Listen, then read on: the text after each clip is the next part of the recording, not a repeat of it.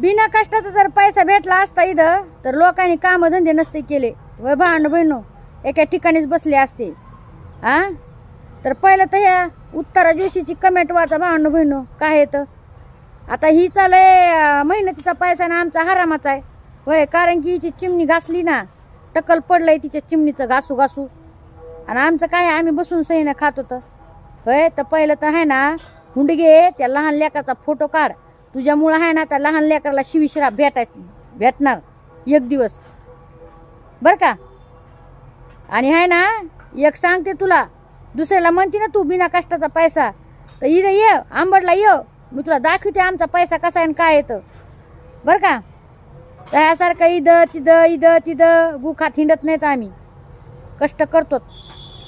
हा आणि जरा लायकीत राहून कमेंट टाकीचं जाय हुंडगे समजलं का.